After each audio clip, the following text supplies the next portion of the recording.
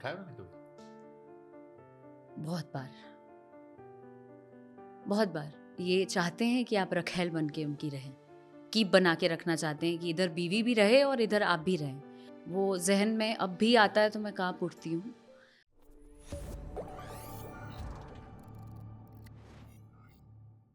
शादी के बाद जो भी ज्योति सिंह ने हाल फिलहाल में आरोप लगाए थे, बहुत ज़्यादा आप पर आरोप लगे थे। हुँ। उसमें एक आरोप ये था कि शादी के बाद उन्होंने फ़ोन लगाया और वो फ़ोन अक्षरा सिंह ने उठाया, कहा शायद पीकर वो सो रहे हैं, ऐसा उनका आरोप था। नहीं, मैं बता रही हूँ, उससे पहले का किस्सा तो मैं हुँ, पहले बता लूँ। जी। वो ये था कि शादी तो हो गई, वो आए और अब मैं वहाँ से डिप्रेशन में जाना शुरू हो गई। मेरे हाथ-पैर ठंडे हो गए, मुझे ऐसा लगा मैं कैसे फ़ेस करूँगी? मैं नींद की दवाइयाँ लेने लगी। मैं सिट्रिज़िन बहुत सारा खाने लगी, क्योंकि मुझे उससे नींद आती थी। फिर नींद की दवाइयाँ इधर-उधर माँग के प्लीज़ दे दो भैया, प्लीज़ दे दो दीदी, जो भी मिलता था उससे माँग के मैं डेड रहती थी, कि अब मुझे ये काम पूरा करना है। हम लोग शो में गए, शो में जाने के बाद एयरपोर्ट पे चूँकि मेरा सीट अलग हो गया था और मैं उनको टाँग के लेके जा रही थी क्योंकि वो बहुत नशे में धुत थे।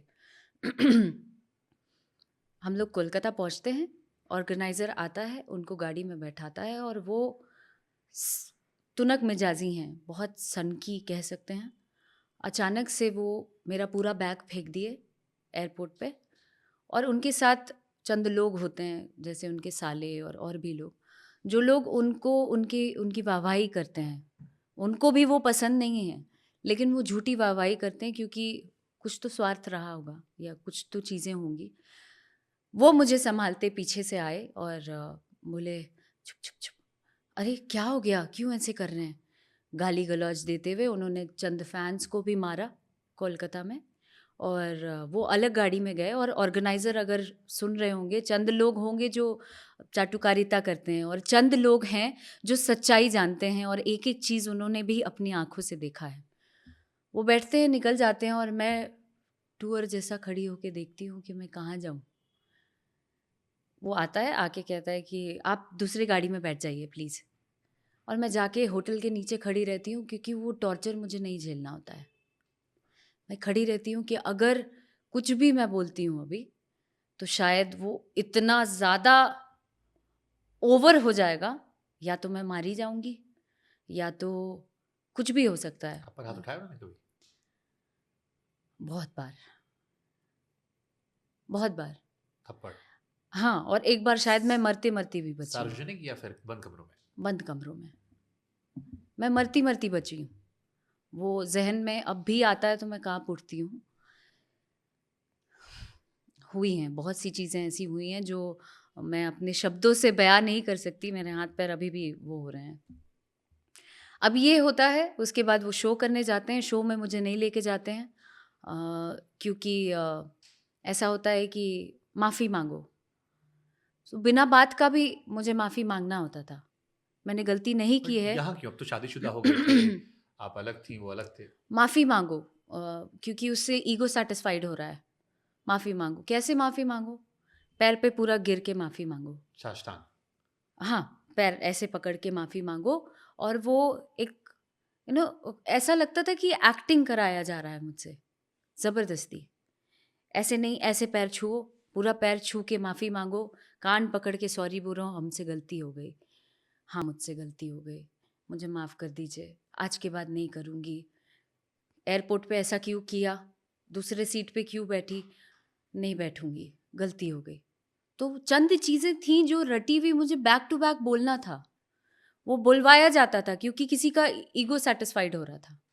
और चंद लोग जो मेरे इर्द-गिर्द थे, वो लोग जानबूझ के मुझे और तोड़ना चाहते थे और तोड़ते जाते थे कि आपको करना ही पड़ेगा। You are helpless right now. आपके पास कोई साधन नहीं है। अगर ऐसे करोगी तो ऐसे हो जाएगा। ऐसे करोगी तो वैसे हो जाएगा। शो खराब हो जाएगा, ये हो जाएगा, तो वो हो जाएगा। बहुत सी चीज़ें मुझे डरा दी गई थी कि भाई ऐसे नहीं करना है। और मैं दिन काट रही थी, सच बताऊँ तो। उस दिन से मेरा दिन काटना शुरू हो गया क्योंकि मुझे किसी का रखैल बन के नहीं रहना था। मुझे ऐसा कहा गया था कि उनके ही चंद दोस्तों ने कहा था, अगर उनके अंदर इंसानियत होगी, ईमान होगा, तो कहीं न कहीं वो इंटरव्यू देखेंगे या अम, कहीं रात में सोएंगे तो उनको एक बार ज़हन में ज़रूर याद आएगा जो उन्होंने किया था या उन्होंने अपने आँख के सामने देखा था। मुझे कहते थे लोग कि आपको ये चाहते हैं कि आप रखैल बन के उनकी रहें, कीप बना के रखना चाहते हैं कि इधर बीवी भी रहे और इधर आप भी रहें। वो मुझे मंज़ूर नहीं था, मुझे नहीं बनना था।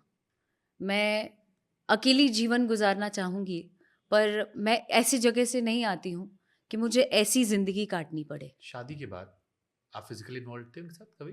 बिल्कुल नहीं, उन्होंने कोशिश की आपके साथ? बिल्कुल भी नहीं। आई मीन कोशिश ऐसा था कि ज़बरदस्ती आपको नौकरानी बन के रहना था। ओके। चंद चीज़ें मुझे सुनने में आई कि कहा जाता था कि फ़ोन उठाना एंड ऑल। मैं फ़िल्म कर रही थी उस समय